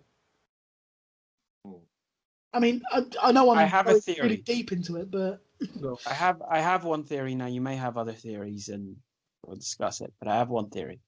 Okay. So they're always at Central Park, right? Yeah. Like before they're even a complete group, most of that group are at Central Park all the time. Before we begin the first season, they're kind of basically there, yeah? Yeah. mm-hmm. And their little sofa and table has that little reserved sign on it for them. So they're going to be there a lot. So they're going to be there when the open mics are on, when Phoebe's on. There's your connection. Oh. Maybe. They make friends in Central Park. Yeah, I could sort of see that. It makes sense. Makes sense. Guess that's a little tie-in. Yeah. Okay. Because she's always performing, I guess. So yeah, it makes sense. Also, she is a concession to the people who reviewed the pilot before it was put out for first airing and stuff like that. Yeah.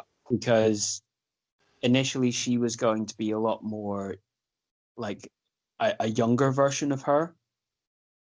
And I think she would have been more closely connected in that way. But then they asked for an older member of the group who gave advice. Yeah. Ah, okay. In the like testing. That's what they came back with. And it was like, well, we don't quite want to do that, but here's kind of the concession. Yeah. Okay. Okay. So they didn't quite know what to do with Phoebe really at the start, at the beginning, really. What is it? It's kind of just like there. Yeah. Yeah. Okay. Yeah. Okay. So, what's your favorite Phoebe moment? Smelly cat, smelly cat. Yeah, obviously, that's a classic for me. That's my point in history right there. It's your fault. That was just my family. Just you know the bit where she sits down with Joey and puts out the entire like history of what's going to happen and how they end up together. Yeah. That. That's just it's kind of like fantasy booking, and it was just fan service, but it was just she did it so fucking well. Oh yeah, that was nice. Yeah, that was cool. I think mine's the that seduction, non-seduction of Chandler. Oh, when she's trying to get to confess that he's with Monica. Oh yes, that is one of the most painfully awkward scenes ever. It's so well done. Both of them just nail it. Pure awkwardness. I love it. Oh man, I'm gonna go back and watch that moment again. Why am I always pregnant when she does that? What do you want to touch my boobs? Basically, it's really funny. It's one of my favorite bits, actually. She has some weird stuff she says. It's crazy. I actually love it. So she's amazing. You want to touch my boob? Oh my god! And she's coming with right. Oh yeah, those. Ben, I don't want to touch your boob. Stop asking. Oh, that's cool. No. But anyway, what do you think with her history? Because they keep adding to it quite a lot, don't they? About Phoebe's past, especially her grandfather. And she finds out who her dad is. Her mum was lying. Was lying about her father all that time and everything. There's this slightly otherworldly thing about everything to do with Phoebe's story, like even the having a taxi that she uses to get around in. It sounds fantastical with her, that's why. It feels like she's putting the character on at all times. No, it doesn't feel like she's putting the character on, but it does feel like she knows Paddington Bear. Yeah. Yeah. It's almost like half the time you can't hardly believe what she said half the time, you know what I mean? It's kind of like, is it real or not? I mean, like a Joker origin type thing. I love it. Yeah. She has a lot of great moments. She has a lot of great, guest stars. Yeah. But basically, yeah, she is. They leave her resolutions until quite late on. Yeah. They give resolutions to most of her side characters before they do for her. Yeah. Yeah. That's true. But yeah. So anyway, anyone else got something to say on Phoebe? Phoebe's one of them characters that basically they kind of just like, okay, she's there, so like she's kind of cool. We don't really touch upon her too much, so she can one of those characters who come in and out. She's one of them characters, you know what I mean? Who can just come in anywhere, kind of fit in anywhere, and don't need to know too much about her. That's why I left her stuff for so late. That's what I feel. She's not one of the people. Yeah, that's what I feel. But she's a great character. I love Phoebe though. Yeah. Tom, Ben, anyone else? I'm done. Done. All right. So, are we moving on to anything else? Or Tom, do you have anything to say on Phoebe? No, I've said all I have to say on you. Okay. Tom's like, I'm Yeah. Okay. So, do I we have- feel one more thing? What was I going to say? I wanted to say to you, what do you think about the legacy of Friends? Do you think it was good the whole 10 years? It was certainly solid for the whole 10 years. Like, To that point where you think it dipped? there's not much in terms of a dip. The point that I think that it kind of died was when Jennifer Aniston was no longer certain about playing the role of Rachel.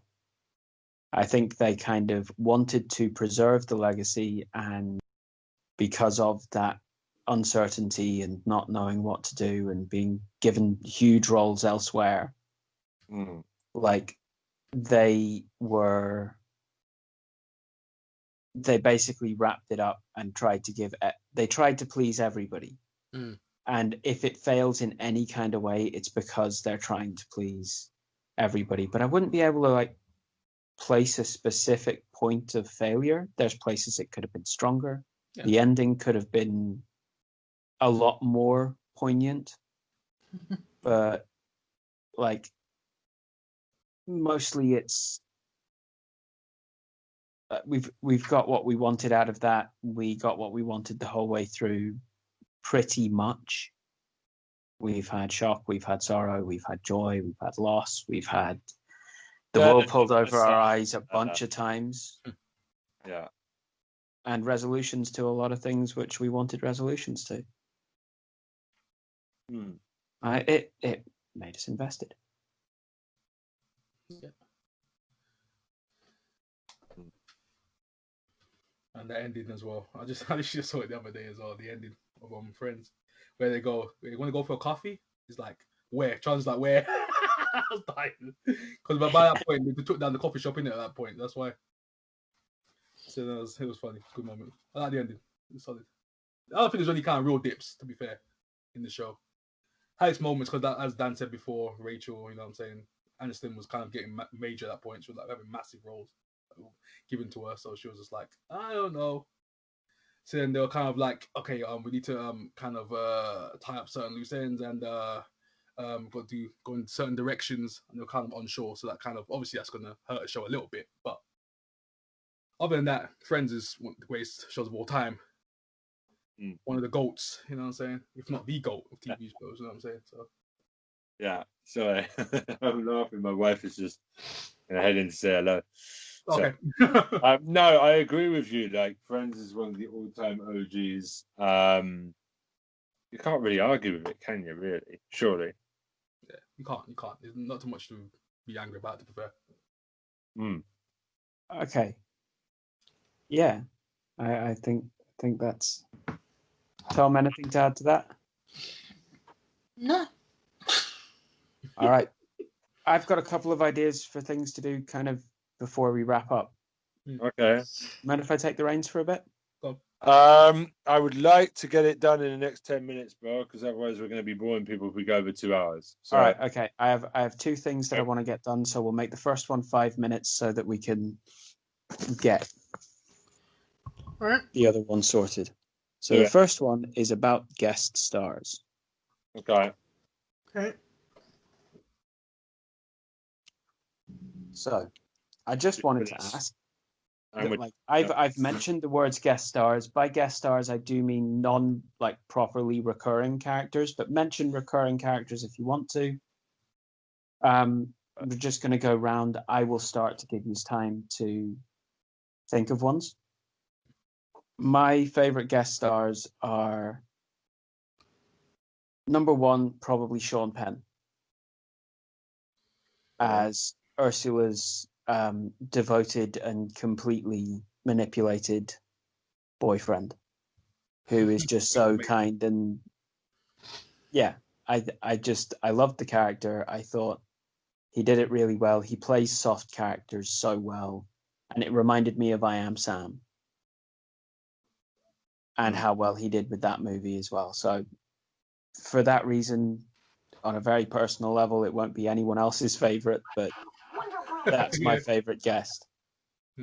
I think in terms of things I remember just happening around them, I'd say Janice is probably my favorite recurring character.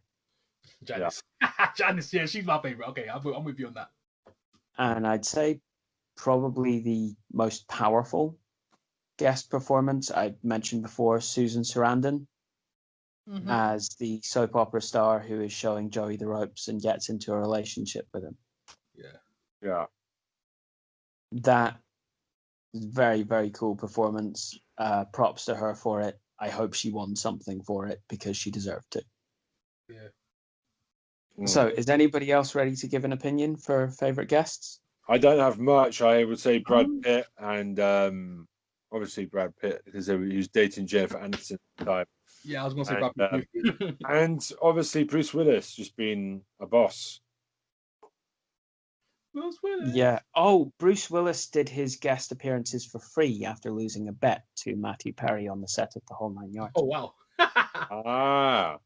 Right. He had a good time though. You can tell. That's amazing. Yeah, he was fine with that. He was loving it. You could tell he was loving it. Yeah. Loving it. Yeah, Obviously, we got Jennifer Saunders as the British and his mum. There was obviously Richard Branson was a waste of space. In his, in the British episode, bit of a waste of space. I'm going to be honest with you. What was the actor's name? The one who was the cop. He was the guy that was going Gary Busey. No. Huh? Yeah. He's in a typical and a lot of other things. He's in tons of stuff. What's his name? I don't know. He's one of my favorites as well. That guy's a sick actor. He's amazing. Tom? Yeah. Tom?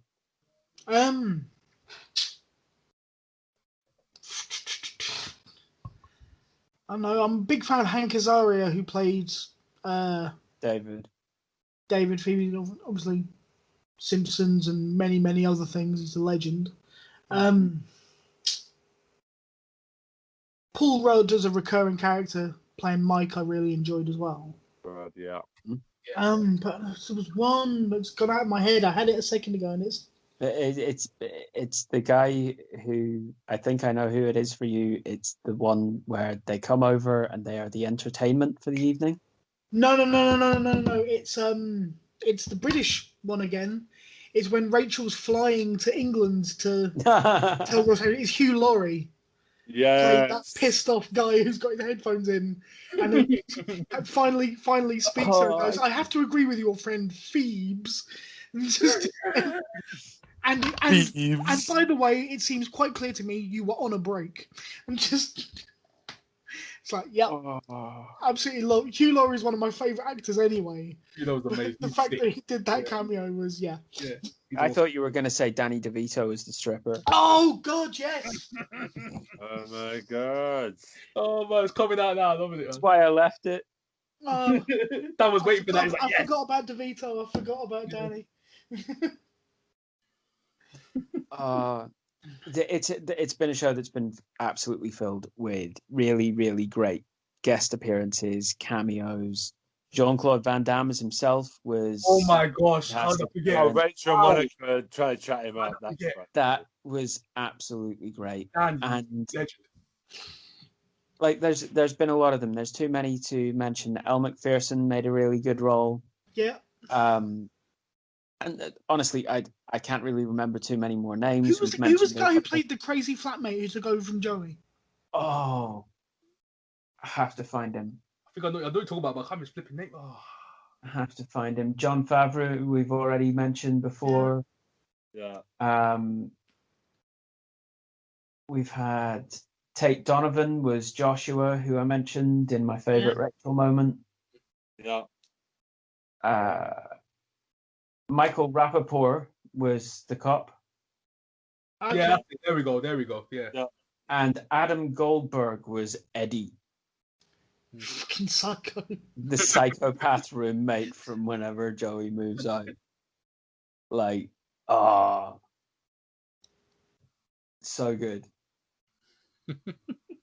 And there are so many. You want to mention them all, but we don't have time to because I want to get this done within 10 minutes, and I want to do one more thing because there's something.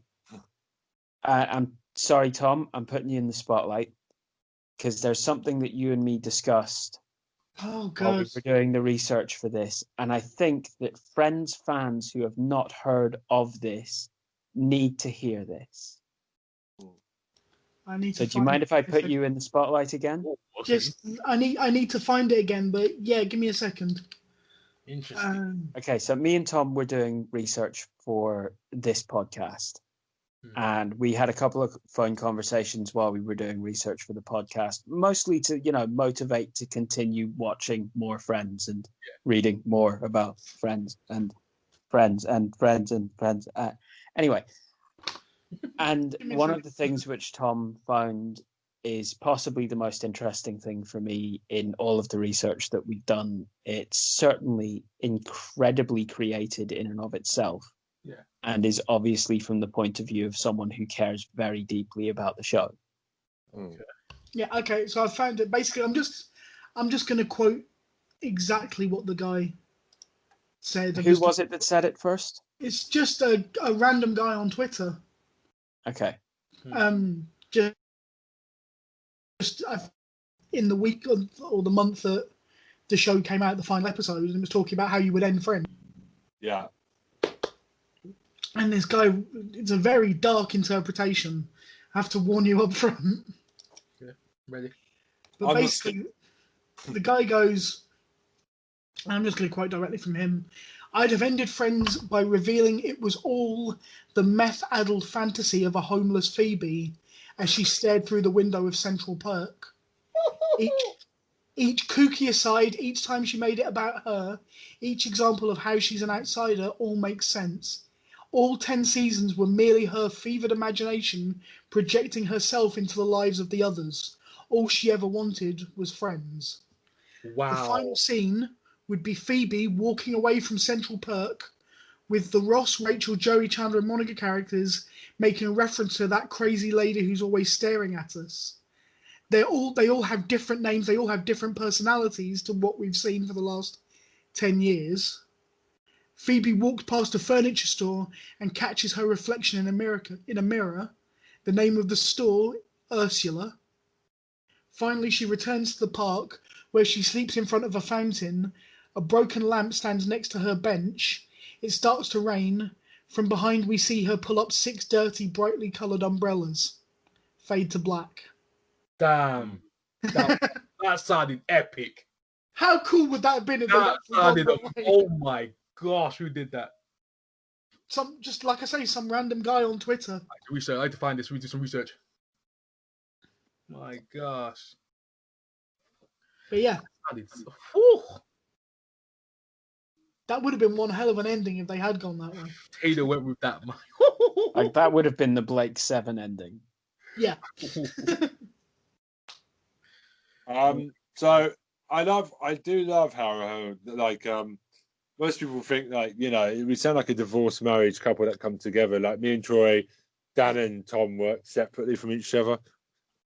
I think we do quite a good job making it sound seamless, actually. Well, that's the thing. Me and Tom have known each other for God knows how long at this point. But we make music together when the four of us come together. That's the main thing. 2003, 17 years, man. Yeah. 17 years this week. Oh boy! Happy anniversary! Thank you. So that's it. That's that. And that ghoulish, dark, That ending was sweet. very British ending of Dallas style ending. We're gonna have to say goodbye. Also, I've had some people ask whether the Apple, where the Apple thing is. We can't get it to work, so unfortunately, fuck you, Apple. We're not going to be on iTunes. We're just going to be on everything else. We have tried. So Fair enough. that, yeah. And I can't be bothered to piss about with iTunes for the next couple of months to try and get it to work. But on everything else, because they're not so picky. There's one thing we haven't tried. What's that? You can try it through my DistroKid. Okay. I'll give you the URL. Because then you can upload.